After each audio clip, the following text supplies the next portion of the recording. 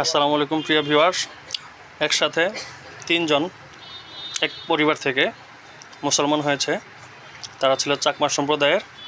এখন আমরা সরাসরি ওই পরিবারের যিনি প্রধান কর্তা তার সাথে কথা বলবো। জি ভাই, আসসালামু আলাইকুম, ভালো আছেন? আপনার নাম কি? আমার নাম পূর্বের নাম ছিল রূপম চাকমা। আমার নাম বর্তমানে মনিরুল ইসলাম। মনিরুল ইসলাম। আপনি গত 20 তারিখে মুসলমান ধর্মে ধর্মান্তরিত হয়েছেন, তাই না? আচ্ছা, মুসলমান ধর্মে ধর্মান্তরিত হওয়ার পিছনে আপনার মুসলমানদের থেকে কেউ কোনো কিছু মানে উৎসাহিত করেছে বা এরকম কোনো প্রলোভন দেখিয়েছে? কেউ প্রলোভন দেখে নাই। আমি ইহকালের শান্তি পরকালের মুক্তির জন্য স্বয়ং সম্পূর্ণভাবে আমি পরিবার সহ এই ইসলাম ধর্ম গ্রহণ করেছি। তাতে আপনার বর্তমান বয়স কত? আমার বর্তমানে বয়স চলতেছে 39 বছর। 39 বছর। তো 39 বছর, আজকে হচ্ছে 26 তারিখ, 6 দিন যাবৎ আপনি মুসলমান হয়েছেন। তো মুসলমান হওয়ার জন্য আপনার কতদিন আগে থেকে এরকম ইচ্ছা ছিল?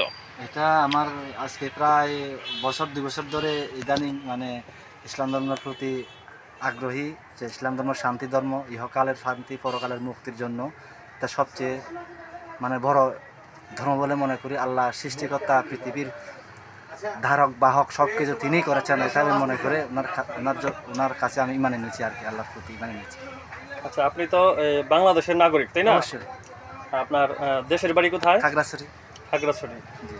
কোন থানায়? লক্ষ্মীছড়ি থানায়। আচ্ছা, এখন আপনি বর্তমানে থাকছেন কোথায়? হাতুভাঙ্গা।